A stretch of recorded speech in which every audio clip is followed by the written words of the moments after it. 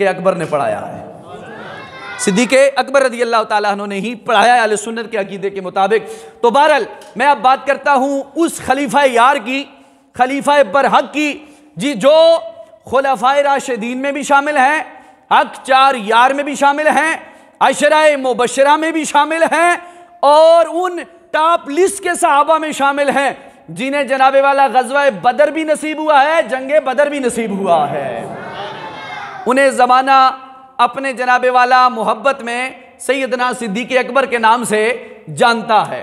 तो इसलिए तवज्जो चाहूँगा अहबाब गिरामी अल समीन व हाज़रीन व नाज़रीन, आज का हमारा ये उन्वाने गुफ्तगू जो मौजूए सुखन है वो ताजदार सदाकत खलीफा बिलाफज़, तवज्जो अपनी तरफ के, खलीफा बिलाफज़ हज़रत सैयदना अबू बकर सिद्दीक़ रज़ी अल्लाह ताला अन्हु की ज़ाते पाक है। हज़रत अबू बकर सिद्दीक़ रज़ी अल्लाह ताला अन्हु को आप ऐसे समझें कि कायनात के जितने भी पैगंबर आए, कमो पेश 1,24,000, उन सब पैगंबरों के बाद इस पूरी उम्मत में जिस शख्सियत का सबसे ऊंचा मुकाम है उसे ज़माना सैयदना अबू बकर सिद्दीक़ कहता है। सबसे ऊंचा मुकाम आपका ही है। आप मक्का मुकरमा में आपकी विलादत बासआदत है, सैयदना सिद्दीक़ अकबर की मक्का मुकरमा में विलादत सआदत है आपकी। और मक्का मुकरमा में सिद्दीक़ अकबर का जो घर है उस घर के अंदर 2 पत्थर ऐसे लगे हुए हैं जो मुस्तफ़ा करीम सल्लल्लाहु ताला अलैहि वसल्लम की ऐलान नबूवत करने से पहले मुस्तफ़ा करीम को सलाम अकीदत भेजा करते थे। सैयदना सिद्दीक़ अकबर का जो मक्का पाक में घर है उस घर के अंदर नबी पाक अलैहिस्सलाम पर पड़ने वाले 2 पत्थर मौजूद हैं जो ऐलान नबूवत से पहले सरकार कहते हैं मुझ पे सलाम पढ़ा करते थे। पत्थर जानता है कि सरकार कौन है और फिर सरकार भी नवाजते हैं कि पत्थर मुझसे कलमा पढ़ रहे हैं, मेरा पढ़ रहे हैं और मुझे याद कर रहे हैं। तो वैसे तो सरकार ने नहीं फरमाया ना ओहदुन जबलन ओहदुन जबलन युहिब्बुना व नुहिब्बुहु, फरमाया मेरे गुलामों ये ओहद पहाड़ जो है ये मुझ मोहम्मद से प्यार करता है और मैं मोहम्मद भी इससे प्यार करता हूं। साबित ये हुआ अगर पत्थर मुस्तफ़ा से प्यार करे, आका जानते भी हैं पहचानते भी हैं, और फिर इस नोयत पे मसला आ जाता है, आका ऐलान भी कर देते हैं ये मुझसे मोहब्बत करता है मैं इससे मोहब्बत करता हूं। तो फिर उस पत्थर पे कितना नाज है आले ईमान को कि जो मुस्तफ़ा को याद करे, मुस्तफ़ा फिर उसे याद करे और उम्मत तक ये सबल मिल जाए, क़यामत तक उस पत्थर उस ओहद पहाड़ को भी क़यामत तक लोग मोहब्बत की नज़र से देखेंगे कि इसको सरकार ने कहा ये हमसे मोहब्बत करता है, हम इससे मोहब्बत करते हैं। तो गिरामी अल समीउना हाज़रीन नाज़रीन, हज़रत अबू हुरैरा रावी हैं हदीस पाक के, आप फरमाते हैं नबी पाक रहमत आलम सल्लल्लाहु अलैहि वसल्लम ने इरशाद फरमाया कि जब मैं शबे मेराज जा रहा था तो हर आसमान पे ये बात मैंने लिखी हुई देखी, क्या कि मोहम्मद अल्लाह के रसूल हैं और मोहम्मद के रसूलुल्लाह के खलीफा अबू बकर सिद्दीक हैं। उलमा कहते हैं मेरे मुस्तफ़ा की जुबान से ये जुमला लिखा, मैं शबे मेराज हर आसमान पे लिखा हुआ पाया कि मैं मोहम्मद अल्लाह का रसूल हूँ और मेरा खलीफा अबू बकर सिद्दीक है। जिसका नाम आसमानों पे लिखा जाए आले ईमान फिर सुबह क़यामत तक उसका नाम भी लेते रहेंगे, उसके जनाबे वाला नाम की माला जपते रहेंगे, क्योंकि मेरे सरकार ने ऐलान फरमा दिया कि मैंने शबे मेराज के सफ़र में अपने नाम के साथ अबू बकर सिद्दीक का नाम लिखा हुआ पाया है। कंजुल उम्माल के अंदर यह हदीस पाक मौजूद है जो मैंने आपके सामने पढ़ी है। अब दूसरी हदीस पाक, हज़रत सैयदना उर्वा रज़ियल्लाहु ताला अन्हु सहाबी रसूल हैं, आपसे ये रिवायत है, आप फरमाते हैं कि मैंने इमाम बाकिर जो मौला अली की औलाद में से हैं और आइमा अली बात के जो 12 इमाम हैं उनमें आपका शुमार होता है। कहते हैं इमाम बाकिर से इस्तफसार किया गया, पूछा गया ऐ इमाम बाकिर मा कौलो का फी खुलियत सुयूफ, आप बयान फरमाएं कि तलवार का जो दस्ता होता है, दस्ता इसको मुज़य्यन करना, खूबसूरत करना, ये कैसा है? उर्वा बिन जुबैर कहते हैं, उर्वा बिन अब्दुल्ला कहते हैं कि मैंने हजरत इमाम बाकर से सवाल किया कि आप बयान करें तलवार का जो दस्ता है, दस्ता इसको मुज़य्यन करना, खूबसूरत रखना, चमका के रखना, ये कैसा है? हजरत सैयदना इमाम बाकर से जब यह सवाल हुआ तो आपने जवाब दिया, फरमाया ला बासा कद खुलिया अबा बकर ने सिद्दीक सैफहू, इसमें कोई हरज की बात नहीं है, क्योंकि मैंने हजरत अबू बकर सिद्दीक को देखा है, वो भी अपनी तलवार के दस्ते को मुज़य्यन किया करते थे, खूबसूरत रखा करते थे। अब जब ये बात कही गई तो कहते हैं कि हमने पूछा क्या आप अबू बकर को सिद्दीक कहते हैं? इमाम बाकर, क्या आप अबू बकर को सिद्दीक अकबर कहते हैं? फरमाया ये सुनते ही आप जलाल में खड़े हो गए और अपना मुंह किया किबले की जानिब और कहने लगे, फरमाया अल्लाह की कसम, हाँ वो सिद्दीक हैं, हाँ वो सिद्दीक हैं, हाँ वो सिद्दीक हैं। 3 मरतबा ये कहने के बाद फरमाया जो आपको सिद्दीक नहीं मानता, अल्लाह ताला क़यामत में भी दुनिया में भी ना उसकी तस्दीक फरमाता है और ना उसी की किसी बात को कबूल फरमाता है। यानी आइमाए आले बैत की नज़र में मौला अली की औलाद में दलील इमाम बाकर किसे बना रहे हैं? हजरत सैयदना अबू बकर सिद्दीक को, कि फरमाया तलवार के दस्ते को चमका के रखना, यानी अपनी जुबान में उसे फुल चिड़ियां लगाना, ये कैसा है? तो आपने फरमाया हमारे पास दलील सैयदना सिद्दीक अकबर की ज़ात पाक है, उन्होंने तलवार के दस्ते को मुज़य्यन करके रखा, खूबसूरत बना के रखा।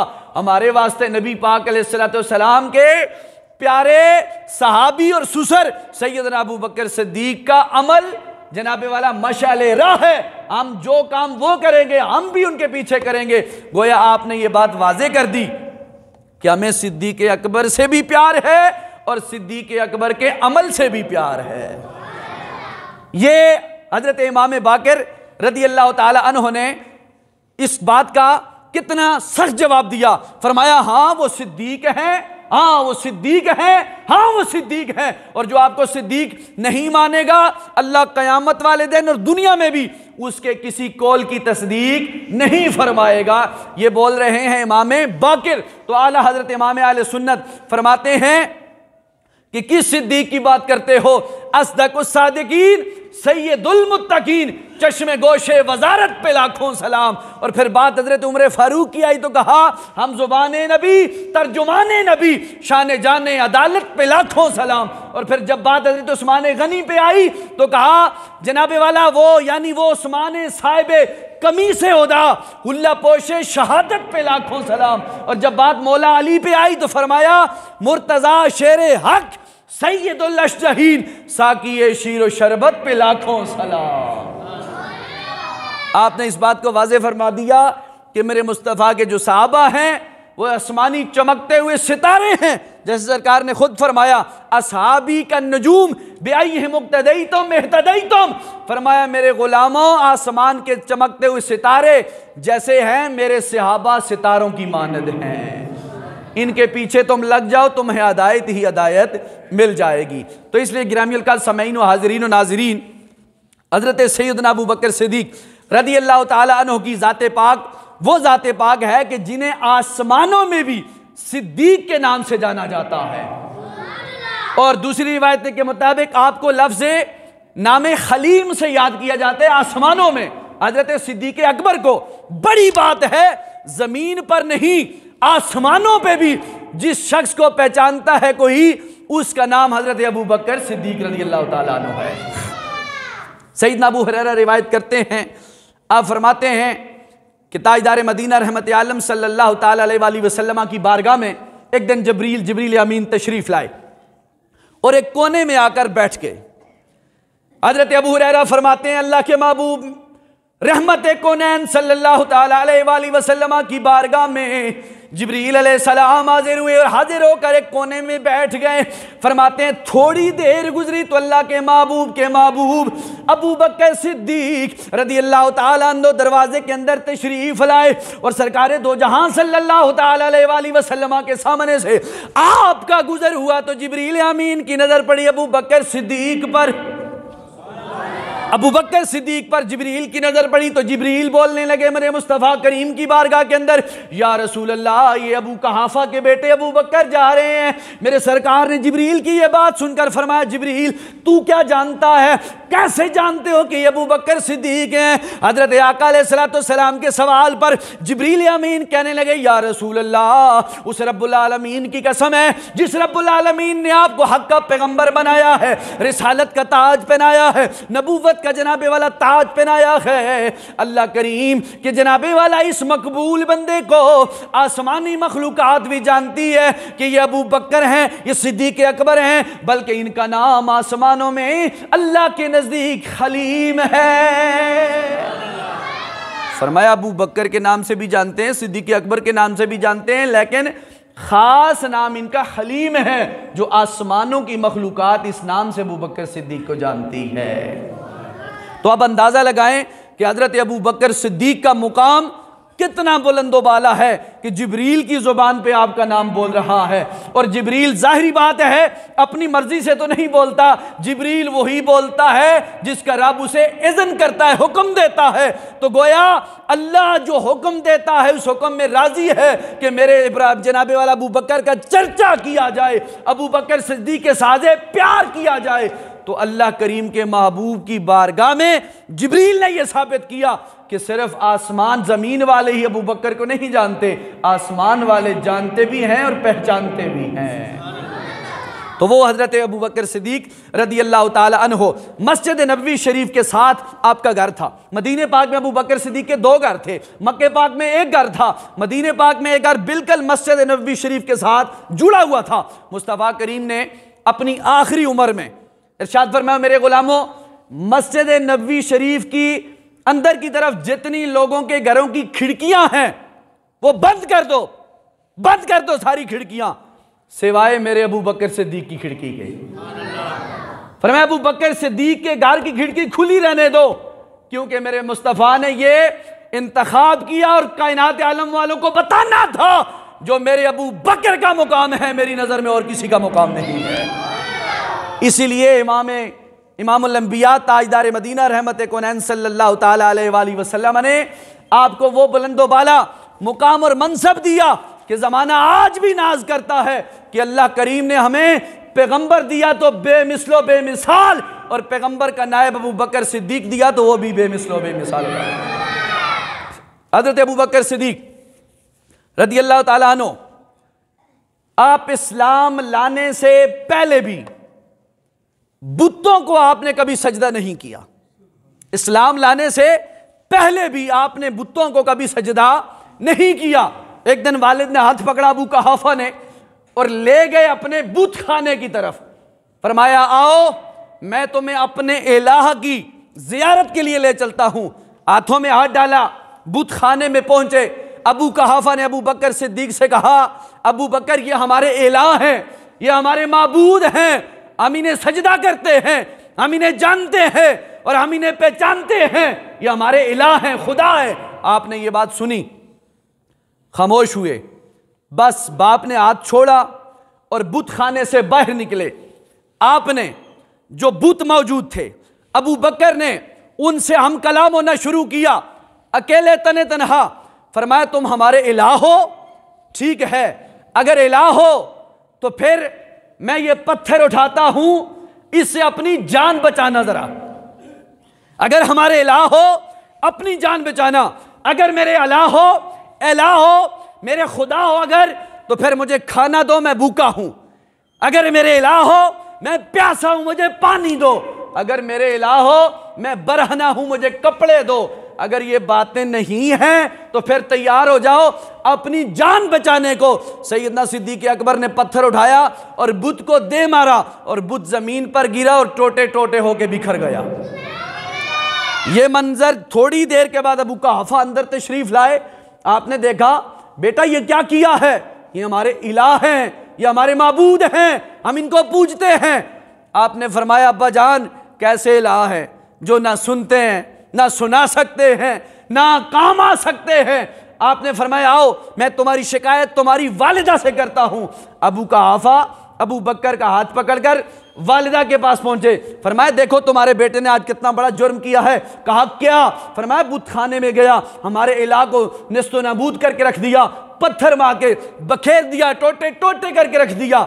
वालिदा थी, समझ गई। आपने कहा ठीक कहते हो, लेकिन इसकी जब पैदाइश हुई थी आतिफ गैबी से मैंने एक आवाज सुनी थी। उस वक्त आतिफ गैबी से मैंने एक आवाज सुनी थी कि है बंदी खुदा, ये बच्चा सिद्दीक होगा और नबी का गुलाम होगा और नबी का साहिब होगा। फरमाया जिसकी पैदाइश पर ये मैंने बात सुनी थी, अब फैसला ना करवाओ इसने अच्छा किया या बुरा किया है, बस जो इसने कर दिया है वो उसने कर दिया है। यानी अबू बकर सिद्दीक ने जो अमल किया, उस वक्त आपकी वालिदा भी काफिरा थी, वालिद भी काफिर थे, खुद भी काफिर थे, लेकिन अल्लाह करीम ये काफिरों के हाथों से, ये खुद काफिरों को जनाबे वाला सबक सिखा रहा है कि एक वक्त आने वाला है ये तीनों इस्लाम लेके आएंगे, लेकिन इस्लाम लाने के बाद कोई ये ना कह दे पहले तू बुतों को झुकता था, इस्लाम लाने के बाद भी अबू बकर सिद्दीक का नाम रोशन मीनारे की तरह चमकता दमकता नजर आएगा कि इसने हालते कुफ्र में भी कभी जनाबे वाला बुतों को पूजा नहीं था। तो ये है शान सैयदना तजदार सदाकत सैयदना अबू बकर सिद्दीक रज़ी अल्लाह ताला अन्हु की कि आपने दौरे जालियत में भी हालत कुफ्र में भी आपने जनाबे वाला किसी बुत को पूजा नहीं है। हजरत सैयदना सिद्दीक अकबर रज़ी अल्लाह ताला अन्हु की जिंदगी के 3 बातें बड़ी अहम हैं। नबी पाक अलैहिस्सलाम की जब जोजा उम्मुल मोमिनीन खदीजातुल कुबरा, सब कह दो सलामुल्लाह अलैहा, आपका जब इंतकाल हुआ, नबी पाक अलैहिस्सलाम बड़े परेशान रहने लगे। जाहिर बात है जब नेक बीवी इंसान से जुदा हो जाए तो फिर उसको परेशानी लाहिक होती है। नबी पाक अलैहिस्सलाम परेशान रहने लगे। ताजदार सदाकत अबू बकर सिद्दीक तशरीफ लाए, कैसा लम्हा होगा, हुजूर की बारगाह में तशरीफ लाए, हाथ में अपनी बेटी सैयदा तैयबा जनाबे आयशा तो सिद्दीका सलामुल्लाह अलैहा को लेकर हाजिर हुए। अर्ज करने लगे या रसूल अल्लाह सल्लल्लाहु अलैहि वसल्लम, मुझे 3 चीजें बड़ी पसंद हैं। कह दो सुभान अल्लाह। या रसूल अल्लाह मुझे 3 चीजें बड़ी पसंद हैं। मेरे आका ने फरमाया अबू बकर क्या क्या? फरमाया मेरे कायनात बनाने वाले रब्बुल आलमीन के पैगंबर, पहली चीज ये मुझे पसंद है कि नजर मेरी हो, चेहरा आपका होना चाहिए। या रसूल अल्लाह अन्नज़रु इला वजह रसूलिल्लाह, आका नजर मेरी हो, चेहरा आपका होना चाहिए। और दूसरी बात क्या है, वनफाको माली, हुजूर माल मेरा हो, खर्च आप पे होना चाहिए। और तीसरी बात यह वबनती, बेटी मेरी होनी चाहिए, बीवी आपकी होनी चाहिए।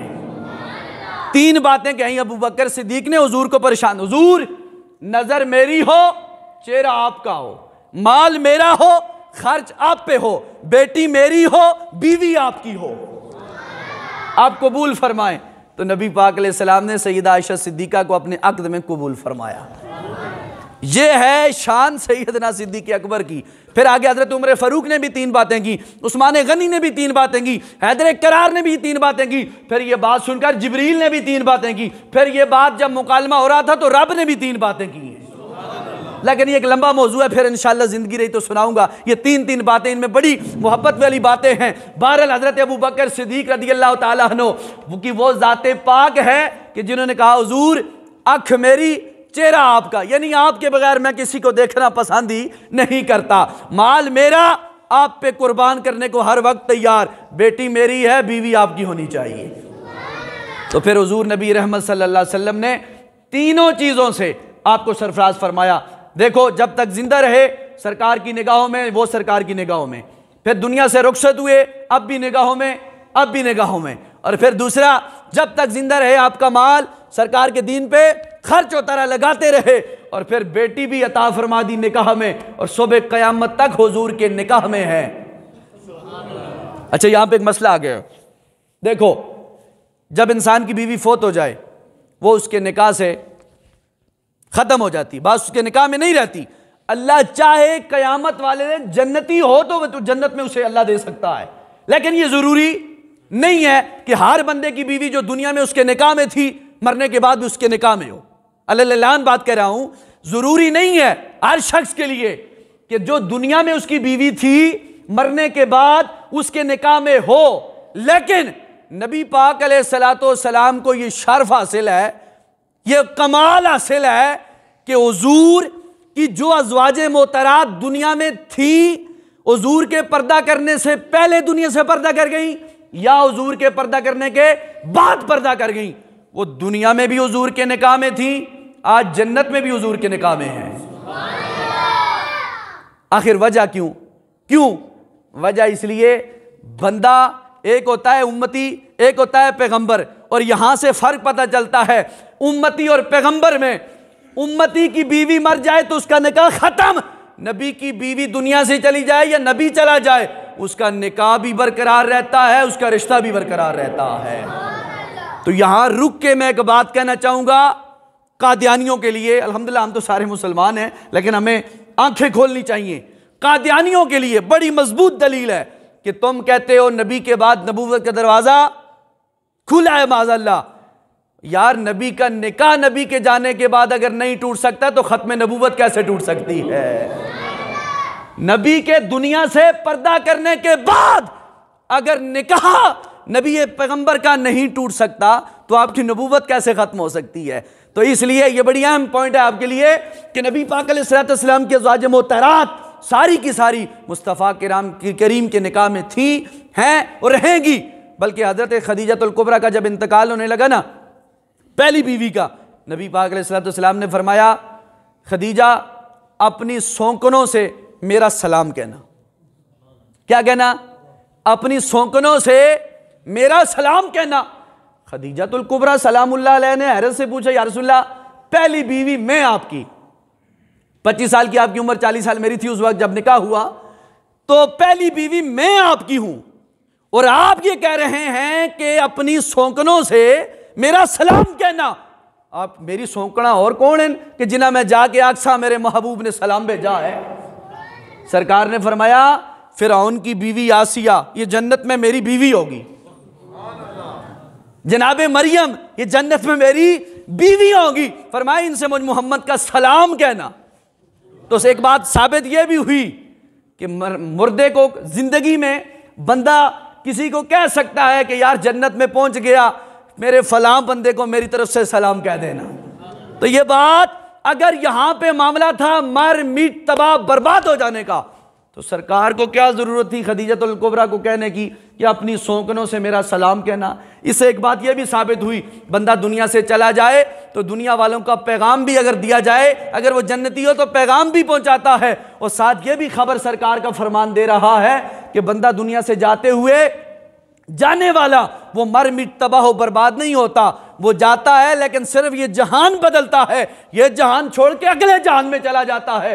सिर्फ जहान बदलता है, जिस्म उसका वही रहता है। रूह उसके जिस्म के साथ अल्लाह चाहे तो रहती है, मालिक ना चाहे तो जन्नत में भेज देता है। इसलिए गिरामी का समईन व हाज़रीन व नाज़रीन, ताजदार सदाकत सैयदना सिद्दीक़ अकबर से बात चली थी कि वो अजीम शान के मालिक हैं कि जिन्हें ज़माना अबू बकर सिद्दीक कहता है, और ईमान वाला शख्स अबू बकर सिद्दीक की बात आए सर झुका के कहेगा ये पैगंबर के सुसर हैं, पैगंबर के लाडले हैं और पैगंबर के मंजूर नज़र हैं।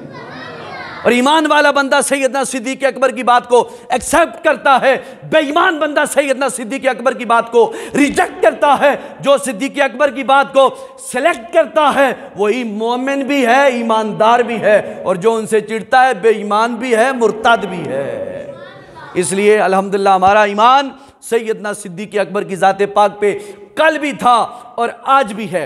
वक्त तकरीबन ख़त्म होने वाला है, 2-3 गुजारिशात करनी है जो मेरे जहन में आई आप अहबाब से। इस मौजू से मिलती जुलती तो नहीं है लेकिन आप आले इलाका के लिए बड़ी मुफीद है। कोशिश करूंगा 2 मिनट के अंदर मैं बात ख़त्म कर दूं। पहली बात यह है कि नमाज जनाजा जो बंदे लेकर चलते हैं, नमाज जनाजा जो बंदे लेकर चलते हैं, आया उस जनाजे के आगे चलना बेहतर है या पीछे चलना बेहतर है? पहली बात यह है, हुजूर का फरमान मौजूद है कि जो बंदा जिस नीयत के साथ, खालिस नीयत के साथ जनाजा उठाता है तो उसे अजर अल्लाह ताला अता फरमाता है। अफजल तरीका यह है कि जनाजे के पीछे चला जाए। अफजल तरीका क्या है जी, बोलो? जनाजे के पीछे चला जाए। लेकिन अफजल से मुराद ये नहीं कि फर्ज है, वाजिब है, सुन्नत है, नहीं, अफजल है। मिसाल मैं आपको देता हूं, 10 जनाजे एक गांव में हाजिर हो गए एक दिन में। अब शरीयत कहती है तुम 10 के 10 भी इकट्ठे पढ़ सकते हो, लेकिन अफजल क्या है? एक एक करके पढ़ो। अफजल क्या है? एक एक करके पढ़ो। अगर 10 तुम इकट्ठे पढ़ लोगो फिर भी कबूल हो जाएंगे, सवाब है, लेकिन अफजल यह है कि एक एक करके पढ़ा जाए। लेकिन इससे मुराद यह नहीं है कि अगर 2, 4, 5 बंदे या कुछ हजरात जनाजे के अगर चले जाएं तो जनाजा माज़अल्लाह फासिद हो जाएगा या मामला हो जाएगा। उलमाए आले सुन्नत, बाहर शरीयत वालों ने और उलमा ने इस बात को लिखा है कि अगर जनाजा उठाने पर ओला मुकद्दम तरीका यह है कि जनाजे के पीछे चला जाए, पीछे चला जाए, अफजल तरीका। अगर जिक्र करने वाले, नात शरीफ पढ़ने वाले या नातखानी करने वाले ज़ात अगर वो मैयत के आगे भी चलकर पढ़ना शुरू कर दें तो इसमें भी कोई हरज की बात नहीं है, कोई गुनाह की बात नहीं है। हाँ, मकरूए तंजीह से बचें। क्या मतलब? जनाजा यहां पे इस डेस्क की जगह हो और बंदे उस खिड़की से जा रहे हो, यानी जनाजे से अलग दिखाई देते जा रहे, फरमाया ये नापसंदीदा अमल है। ये कौन सा अमल है? नापसंदीदा अमल है। लेकिन बेहतर औला तरीका यह है पीछे चला जाए। अगर कुछ बंदे पढ़ने वाले जनाजे के आगे जा रहे हैं, पढ़ने वाले मखसूस तबके के लोग, तो वो आगे जा सकते हैं, उनमें कोई हरज की बात नहीं है। लेकिन बेहतर तरीका यह है कि पीछे चला जाए, क्योंकि जनाजे का अदब है। दूसरी बात, औरत का जनाजा हो, क्या उसे गैर महरम हाथ लगा सकते हैं या कि नहीं? उलमा ने लिखा है, पहली बात यह है कि जनाजा उठाने वाला चाहे कोई बंदा भी हो, वो उसके जिस्म के हाथ नहीं लगाता, वो चारपाई को हाथ लगाता है। इसलिए आले सुन्नत के नज़दीक जनाबे वाला गैर महरम कोई बंदा भी हो, वो सवाब की नीयत से औरत के जनाजे को भी कंधा दे सकता है। यह हमारे आले सुन्नत के अकीदे के मुताबिक। तीसरी बात, आपसे गुजारिश यह है कि अल्हम्दुलिल्लाह नेकी की बात आप सुनते हैं और कोशिश करते हैं अमल की भी। कुरान करीम जितने भी शहीद होते हैं, रात को भी बात चली है, उराक मस्जिदों में लोग भेज देते हैं कि यार संभाले रहेंगे। आपसे गुजारिश ये है कि जिस तरह हम कब्रिस्तान के लिए, नमाज के लिए, मस्जिद के लिए, मदरसे के लिए जगह वक्फ करते हैं, तो अब आपसे ये गुजारिश है कि आप जिनको अल्लाह ताला ने थोड़ी बहुत ज़मीन दी है, वो कम से कम 5-10 मरले ऐसी जगह मुख्तस कर दें और फिर उसके ऊपर एक कमरा बना दें कि जिसके नीचे खड्डा खोद कर कुरान के जो औराक हैं, हदीस के औराक हैं, उन्हें अदब के साथ ज़मीन पर रख दिया जाए, दफन कर दिया जाए। यह बात इंतहाई ज़रूरी है। कब्रिस्तान में भी आप दफन कर सकते हैं, लेकिन जगह वो होनी चाहिए जहां के ऊपर से कोई बंदा ना गुजरे। तो इसलिए आपसे गुजारिश है, आप वाले इलाका के जनाबे वाला इस एरिया में इस चीज़ की कमी है, तो कोशिश करेंगे इंशाअल्लाह ताला ये भी पूरी हो जाए कि कोई बंदा अपनी 2, 4, 5, 10 मरले जो भी है जगह खास कर ले, से भी सदका जारिया है, यह भी सदका जारिया है, कुरान की हिफाजत है। तो आपसे गुजारिश है कि जनाबे वाला ऐसी जगह का इंतखाब किया जाए जिनमें कुरान पाक को दफन किया जाए, तो यह भी बड़ा अजर है। कब्र नहीं, वैसे भी 2-4 गज इंसान जगह मिलनी है कि पता हो कबूल भी होवे ना होवे, कब्र कबूल करे या ना करे, लेकिन अपनी खुश नीयत ना अगर एक बंदा अपनी जगह चाह देवे, यार मैं कुरान नहीं हिफाजत कर सा, तो कुरान फिर कब्र ने मामलात भी उसने हिफाजत खुद फरमाएगा। इसलिए आपसे गुजारिश है इस बात पे भी आप अमल करें। दुआ है अल्लाह करीम की बारगाह में अल्लाह ताला हमें अमल पैरा होने की तौफीक खास अता फरमाए। व आखिर दावाया अनिल हम्दुलिल्लाहि रब्बिल आलमीन। और एक ऐलान आप आखिर में समात फरमा लें, इंशाअल्लाह ताला परसों 22 जमादी सानी आ रही है और आपकी मस्जिद में हर साल ये जनाब सैयदना सिद्दीक़ अकबर के वसाले पाक से महफिल का तमाम किया जाता है और इंशाअल्लाह ताला परसों होगी बाद नमाज मगरिब। तमाम अब आपको दावत आम भी है और बढ़ चढ़ कर आई साहब के साथ इंतजामिया के साथ तावन करें। अल्लाह ताला आपका तावन कबूल व मंजूर फरमाए। वमा तौफीकी इल्ला बिल्लाह।